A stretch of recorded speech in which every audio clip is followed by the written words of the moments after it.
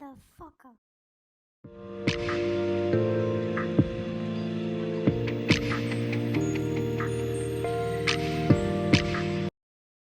Hello, this is Russell Dobular sitting in for Jimmy Dore, whose astral body should be joining us shortly. I have my partner there, Mr. Keaton Weiss, sitting in. Hi there. And joining us is the man, the legend, Max Blumenthal, is an award-winning journalist as well as the editor-in-chief and founder of the independent investigative news website, The Gray Zone. He's also the best-selling author of several books, including Goliath, The 51-Day War, and The Management of Savagery. Please welcome Mr. Max Blumenthal. Welcome, Max. Good to see you guys. Good seeing you. You know, every day you don't get garroted by the Mossad makes me feel more confident they're never going to come for me. So when they do, well, when they do, it'll be like they'll hire a gay Puerto Rican guy named Richie Torres to do it. Well, yeah. Well, we're working with his opponent. Yeah. We're working with his opponent, Jose Vega, who's challenging him as an independent. That'll be fun. So this was something you chimed in on this week. Police clear 100 protesters from pro-Palestinian encampment at Northeastern University. And this is another one of these stories we're seeing this week. I call it Attack of the Cry Bullies. You had the woman who went and made a fool out of herself with her I Am a Jew t-shirt that everyone promptly ignored. We had the woman who claimed to be stabbed in the eye. And this week you had basically a false flag operation. So we'll just read a little bit of this. In the second dramatic sweep of a college campus in Boston this week, police cleared a pro-Palestinian encampment at Northeastern University early Saturday, detaining around 100 people.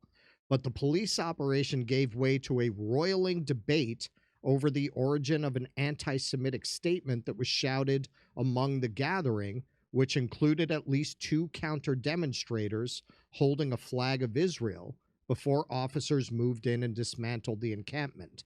In a statement released at 8:30 a.m. Saturday, Northeastern said the professional organizers with no affiliation to the university had co-opted the demonstration.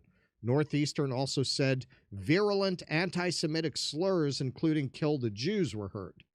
Student groups involved in the encampment and a peace activist organization said one of the counter-protesters who was not involved in the demonstration had shouted "kill the Jews," and that Northeastern had incorrectly blamed the pro-Palestinian demonstrators for the statement to justify the police action. All right, so this is Max here. Northeastern University crushed an anti-genocide protest because someone was heard shouting "kill the Jews." At 10 seconds, it is clear a pro-Israel counter-protester holding an Israeli flag was the one who uttered that phrase. Yet another Zionist hate crime hoax. So let's see, watch closely. You can see the person shout those words. Mic check! Mic check! That means you repeat to me what I say to you, got it? Got it! Okay. Kill the Jews. Anybody on board? Anybody on board? You just cheered for it. Okay, so for anyone who's never been to one of these protests, if you don't understand what's happening here, a lot of times they're not allowed to have amplification. So what they do is the speaker speaks and everyone repeats their words. That's why she's saying mic check. That's to get everybody unified to repeat their words so the word will go out to everybody. So what they were trying to do is insert "kill the Jews" into that as if that had come from her. You want to say anything, Max? Well, you could even tell from the voice. It was just the unmistakable, quintessential voice of a Jewish. Jewish. well, you two. This one is not. He's like, "Kill the Jews." Go on board with that. Well, you and Aaron, we covered that on Friday. Actually, you covered these guys in cafes who were clearly Jews. Yes, it's going to be October 7th 1,000 times over. No, they said never forget the 7th of October. Yeah. The 7th of October. He's like, oh, I'm going to sneeze. I need some Claritin. No. These Where's my allergy Zionists- medicine? I need my Zionists- inhaler. I'm yelling too much. They're not only the only Jews who are not funny, they're some of the only Jews who are not smart. Like, they're dumb, too. Yes. They're not just unfunny, they're stupid. Like, all they have is their violence. That's the Zionists only tool they have. Yeah. Zionists destroy the stereotype of superior Jewish intelligence and sense of humor. Exactly. Exactly. They're See, I mean, and then undermining when the they're chosen Israelis, it's people like- trope. Yeah. Israelis just like their humor is like the Palestinian baby is under 3 floors of a building. Ho ho ho ho ho. Like they don't even understand Seinfeld jokes. Right? No. Like no. when he goes to Israel, he has to be like, "What is the deal with Palestinian civilians? They're just always there whenever the bomb falls. Why don't they go somewhere else?" Got to really dumb down the act. Yeah. All right, so let Pop-Tart humor forget it, way too much. His that- movie's Anyway, That's high ground. another hate crime hoax. Got 100 people arrested. And I don't know. Do you have the university administration statement at hand? I a little bit of it. All right, so let's just watch. I this mean, through so they people can see. they acknowledged that it was like a hoax, and they still justified arresting And everyone. well, and they said it was a crazy state. We'll get to it. So let. Hey, it was a let's just- self-deprecating joke, Mic right? check! Mic check! People's mic, that means you repeat to me what I say to you, got it? Got it! Okay. Kill the Jews. Anybody on board? Anybody on board? You just chanted for it. You just chanted for it. Yeah, and the actual protesters are booing. We're gonna let them leave. We're gonna let them leave. We're gonna give them a pass. We're gonna give them a pass. We're gonna let them leave. We're gonna let them leave. Everybody got it? Got it.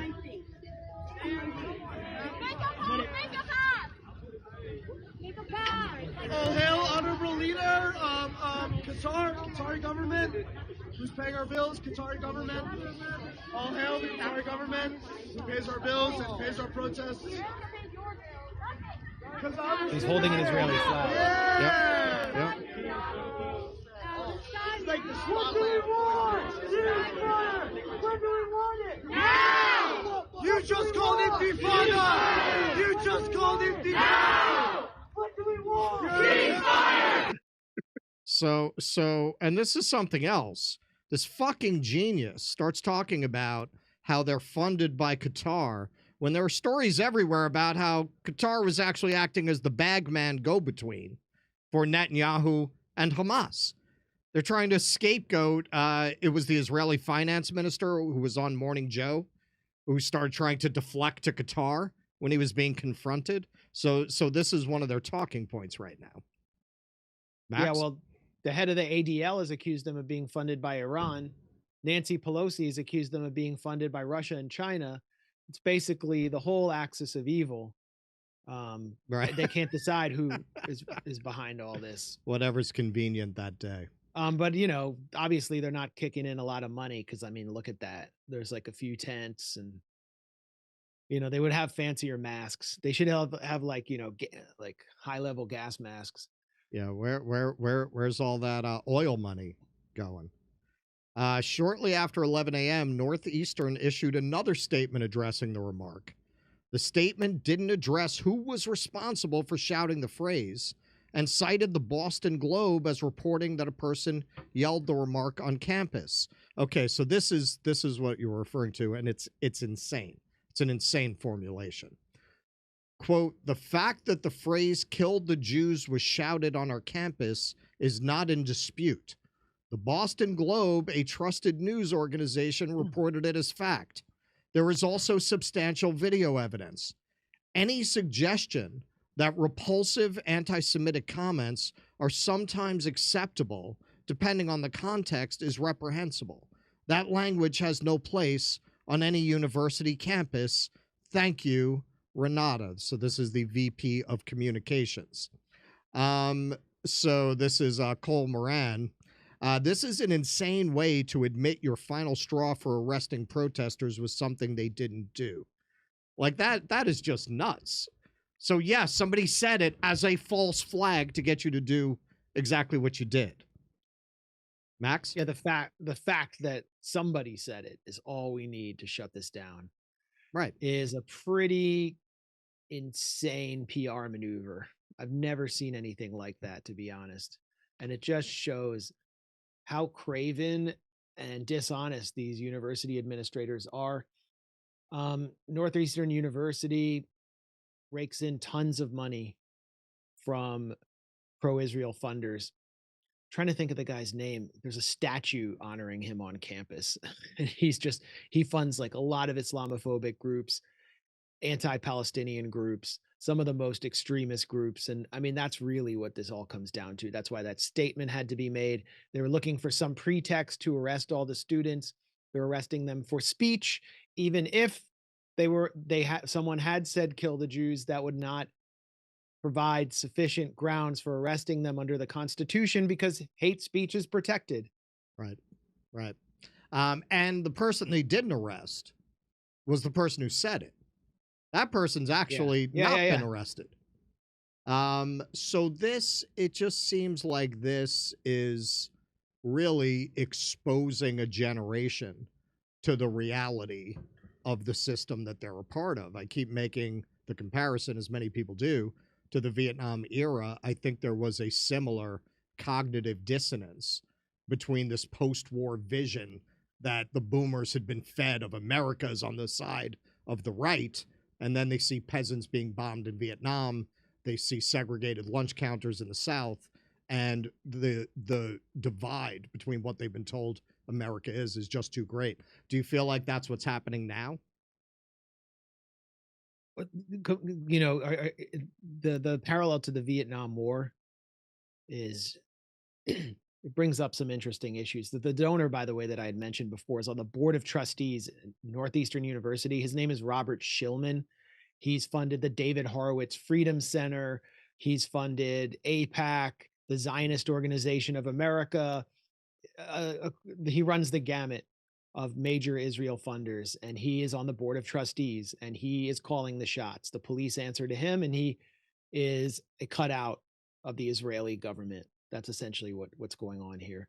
I mean, one of the key differences here between what we saw during the Vietnam era protests and what these students are doing, which actually speaks to the kind of ideological or political purity of these students' motives, is that none of them are being drafted. Right. None of them have any real skin in the game. They're just doing this out of the goodness of their hearts.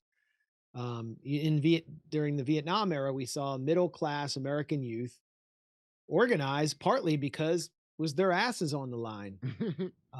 And a lot of them, when they went into positions of influence, wound up aligning themselves against these students, supporting the pro-war Democratic Party, and turning on everything they professed to believe during the Vietnam era. That's why the Democratic Party is the party of war under the control of the baby boom generation that opposed the Vietnam War. So what we're seeing here is a lot different. But we're going to see some of the same political divisions play out with the youthful base of the Democratic Party, or what the Democrats take for granted as their progressive base, refusing to just go along with Genocide Joe. In about 2 weeks, all these protests are going to end no matter what the police do, because the semester ends, summer begins. There's no point in holding your ground there. So everything's going to have to go to Chicago, to the Democratic Convention.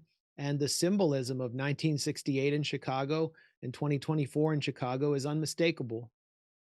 And what do you think happens in September when they all have to go back to campus? Like, I've been thinking about this. Like, how does this not just turn you off to the whole thing? How do you even go back after something like this?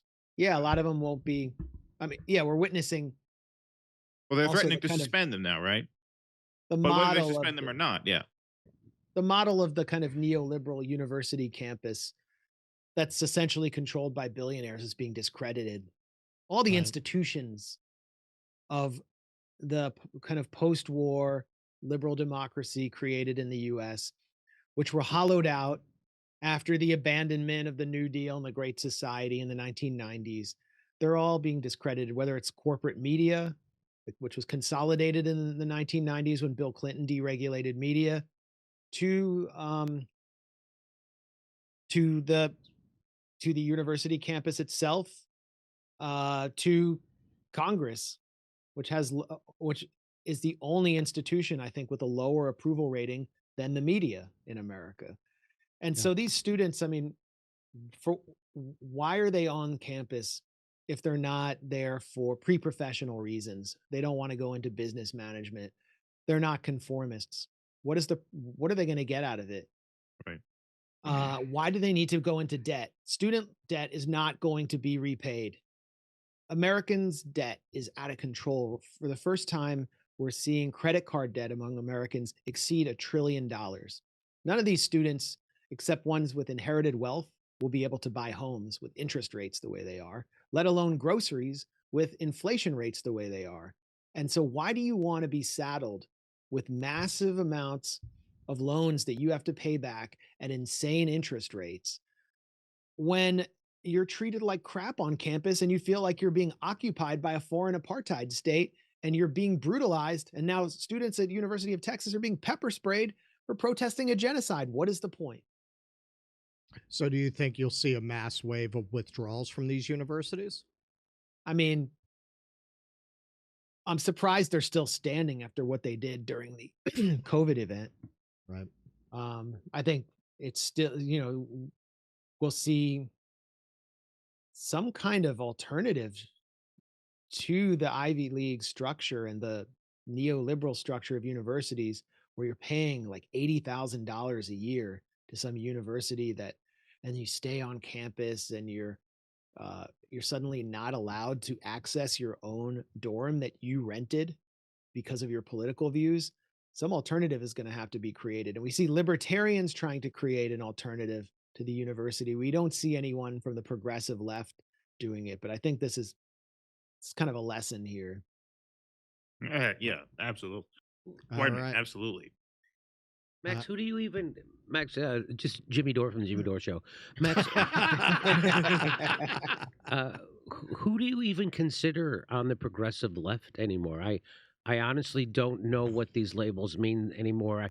I've heard people say this, but every day it's worse and worse. What is left? People on the left, the people who I know who consider themselves on the left have been for every fucking war in my lifetime. They were for Libya, Afghanistan, Syria. They're for Ukraine. And finally the Young Turks found a war they couldn't stomach, which was Gaza.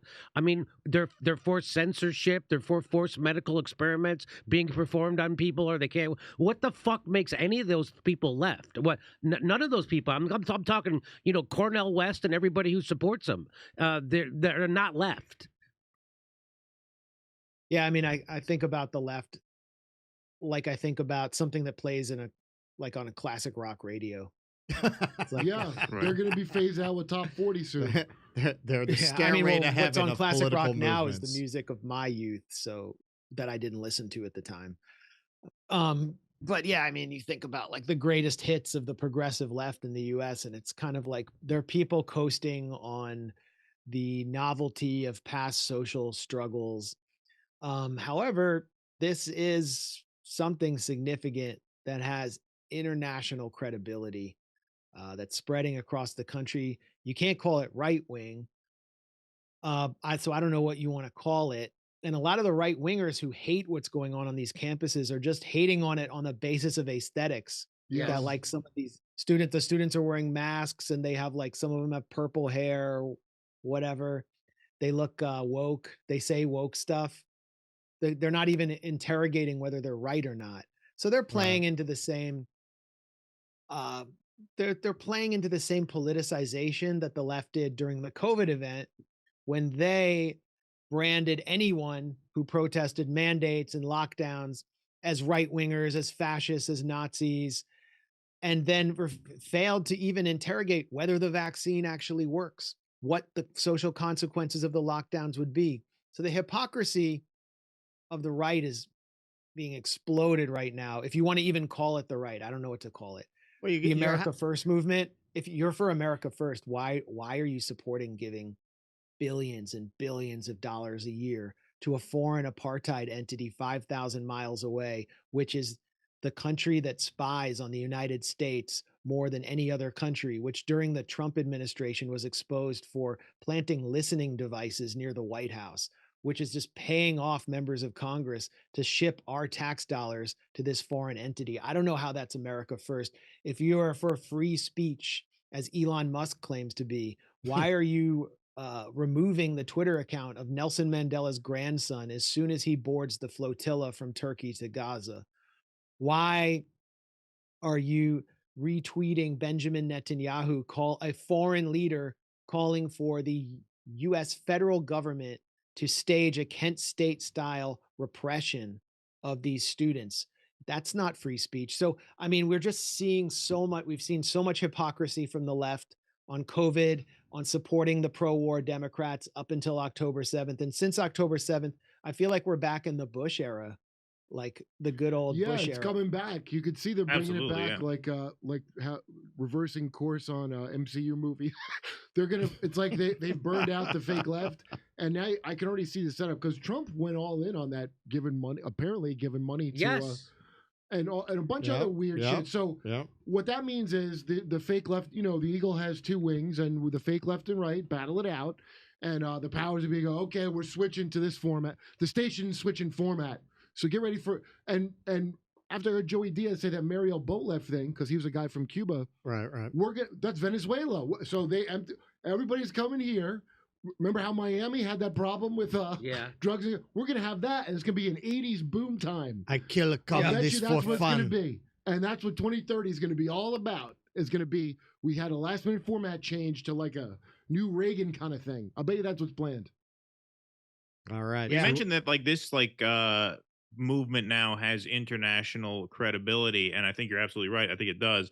In terms of the left maintaining that, I think when AOC showed up to that campus, they should have said she's not welcome there. I'm 100%. sorry. Anybody who's going to go and shill for Joe Biden this summer and this fall is not welcome on this campus right now. We don't need your help. Thank you. Go fuck yourself. That's what they should say, because otherwise the movement will be co-opted just like every other left anti-war movement has been co-opted. Like, she's there to make it known that it's okay to oppose genocide, but still vote for Genocide Joe. Yes. That's the purpose she serves by going there, is to give permission to everybody who's appalled by what's going on to say, yeah, we know we're appalled by it, but we can still vote for Joe Biden in November. And I think she should have been not forcibly kicked out, but she should have been told she's not welcome there. And anybody who's going to support Joe Biden this November should not be welcome in these protests. That's my opinion. What do you think?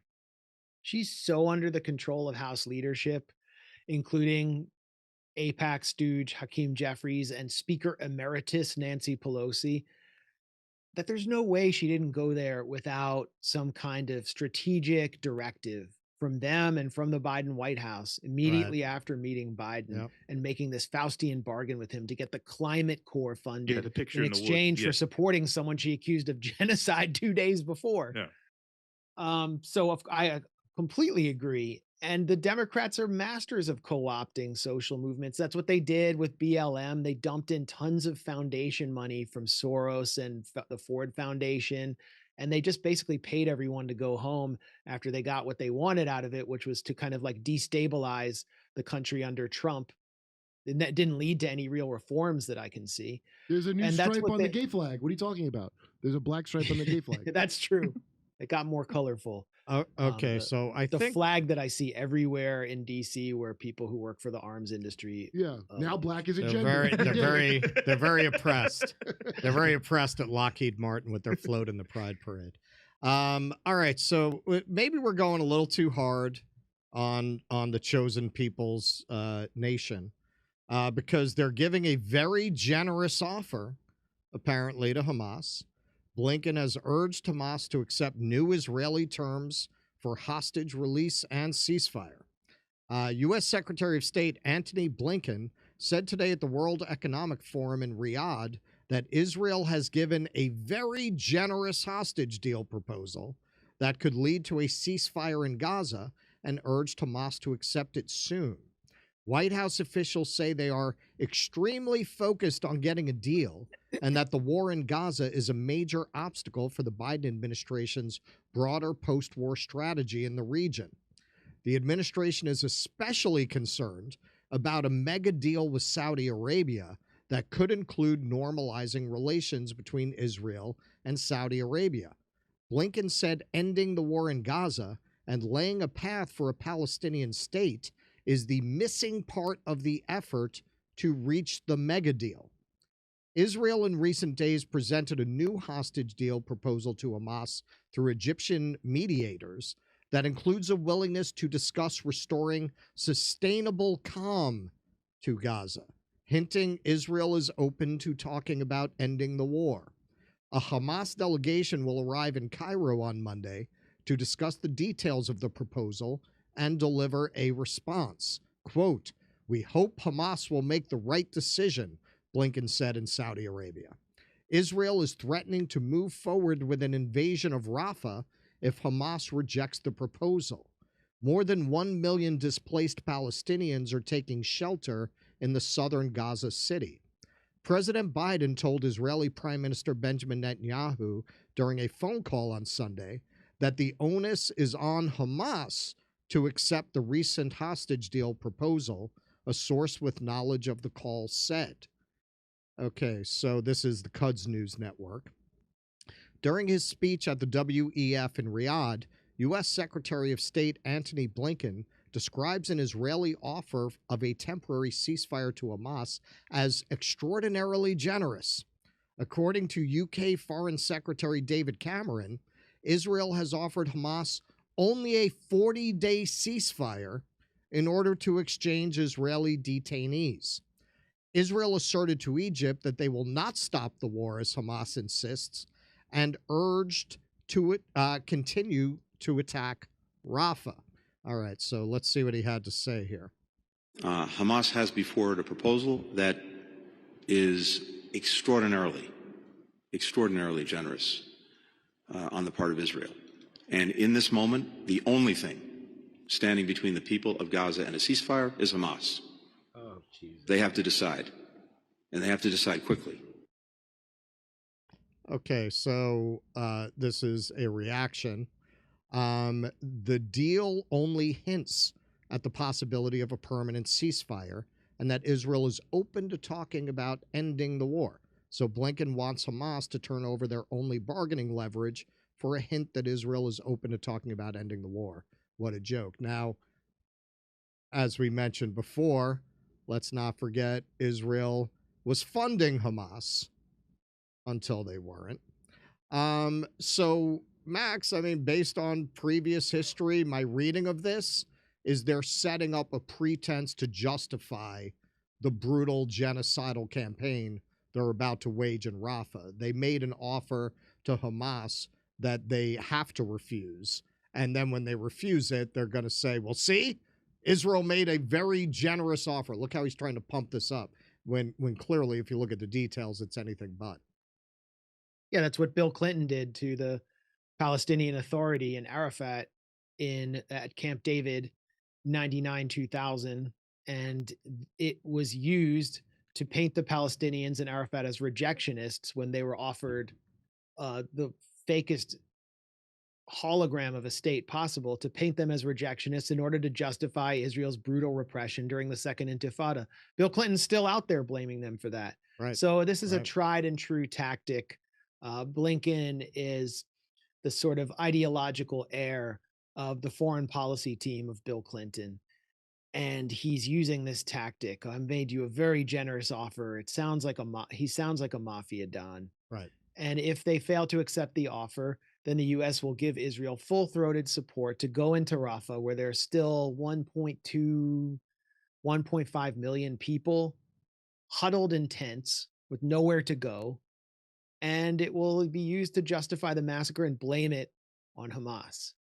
Why did October 7th happen? Do you think that Hamas would have enacted such a daring and brazen operation if they were willing to accept going back to the status quo of before October 7th, when Gaza was under siege when there was just simply no economy, 30% unemployment, 40% unemployment. I mean, I've been to Gaza during a time of quote unquote peace, and it's pretty depressing to see people live under conditions where they have 4 hours of electricity. The sewage system's completely destroyed from previous Israeli bombardments. You went to Gaza? I've been to Gaza twice, and I was there during the 2014 assault when Israel was heavily bombing. Hang on, but your head is still attached to your shoulders. Juliana Margulies assures people that if you go to Gaza, they're going to play with your head like a soccer ball. You didn't play with your head like a soccer ball? No, they didn't play with my head like a soccer ball, and it was pretty well known that I was Jewish. My roommates' last names were Cohen and Rosenfeld, and we had to give our names to the Hamas interior. As soon as we got to our room where we were renting, we gave our names to the building manager, who then gives our names to the Hamas Interior Ministry. And they knew we were there, and we were in no way harmed. In any case, so Blinken said the real goal, he's feeding this to Axios. He's the source of the Axios reporter, Barak Ravid. He's feeding this to them. Our real agenda here is to restore peace and quiet to Gaza so that... Sure, it's a common ocean, perpetual emotion, but I don't need the comfort of any lies. I've seen the ending, and there's no ascending. Rise.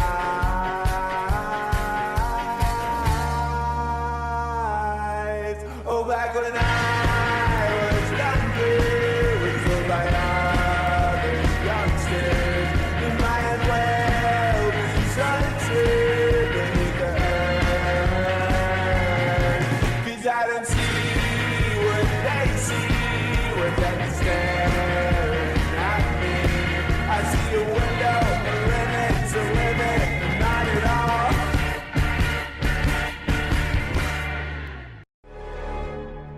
Sure.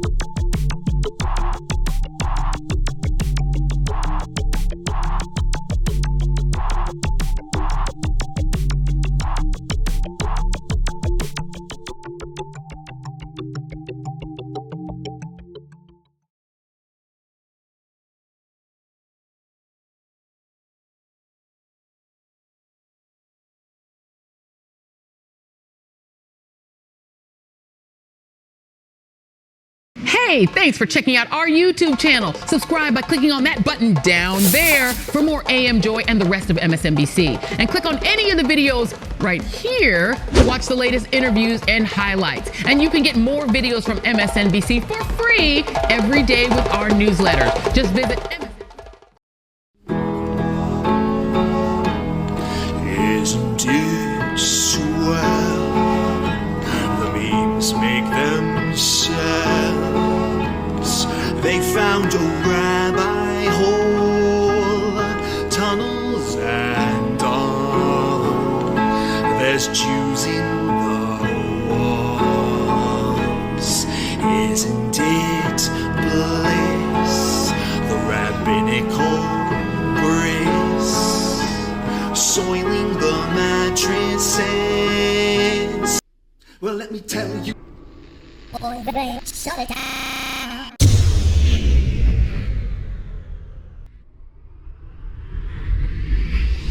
If I were Rabbi Shmuley and diddle diddle diddle digga digga diddle diddle dum, all day long I'd diddle little bums. If I were a Shmuley man, I'd peddle all my dildos, dreidel dildos, selling dildos with my daughter and her mum.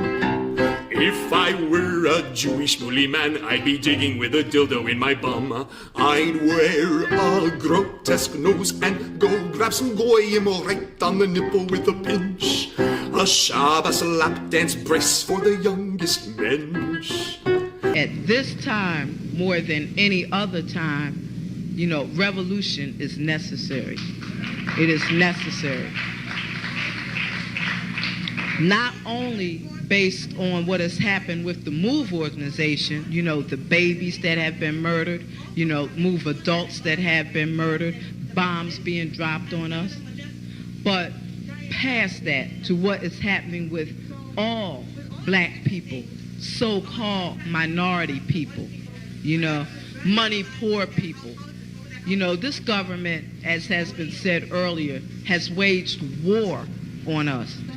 But, you know, something about us, particularly here in America, we don't really understand that.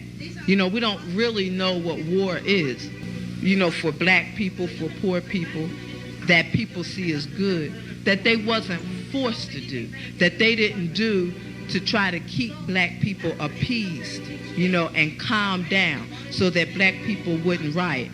A prison situation is a crystallized example of that. You can make phone calls in prison. They have movies in prison, but they don't have those things because they just want to be nice to prisoners. They have those things because they know damn well if they don't have, you know, people being able to contact their family, if they don't have, you know, facilities for people to sit there and watch movies, people are going to be frustrated, upset, and they're going to direct that frustration at them prison administrators, and they're going to have riots on their hands. You know, they're going to have people in them prisons turning them prisons out. That's why they have movies. That's why they have access to phones the way they do. And a stop to it when we don't like it, or encouraging it when it's something that's in our interest. You know, we have to call the shots. The people have to take the reins of this system and start dictating, you know, what we need, what needs to be done. And, you know, taking the initiative to do it ourselves. We can't rely on the system. I mean, you know, don't people see what's happening? Every single confrontation that MOVE people have been involved in, every single issue, you know, oppression, economic issues, every single issue facing our people, you know, is something that can be dealt with very, very simply.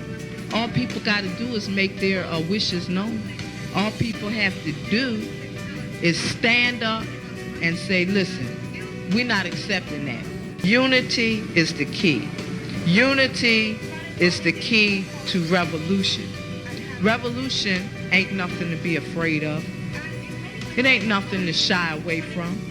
Revolution, contrary to what officials, you know, this system and those backing the officials running the system, you know, want people to believe that revolution means violence, you know, means blood in the street. I'm saying it can get to that point, but it don't have to be violent.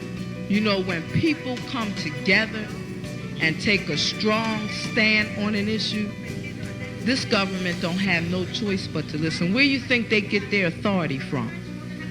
They don't have no power, but they do have authority to do certain things. Where you think they get it from? They get it from us, from the people. You know, they get it from us accepting the things that they do to be done to stop it. Then you have some people who want to then turn around and say, yeah, well, you know, it's the best we have, and want to make excuses. The time for excuses is over. It's over. You know, every man, woman, and child has to be involved in this revolution. Not only has to be, but is, whether you want to be or not. I mean, our babies gave their lives for this revolution on May 13th. You know, men, women, and children were murdered. And not just move babies, you know. What about all of the young men, women, you know, children 8, 9 years old shot down on the street by cops, you know, by drug pushers? I mean, you know, where do you think that mentality comes from? It comes from this system, from the mentality of this system of getting over, you know, making a quick buck, you know. I'm saying that's where that needs to be done to stop it. Then, you know, what I want people to really, really understand is that it's past time. It is past time for poor people, black people, you know, to realize that this system has failed you. It has failed you. You can't get nothing from it. And what people got to do is withdraw our support from it and start doing for ourselves. That's what we got to do. You know, how long are people going to sit back and beg, you know, this government to do what's right when for hundreds of years all you've gotten is a slap in the face? All you've gotten is this government kicking your ass.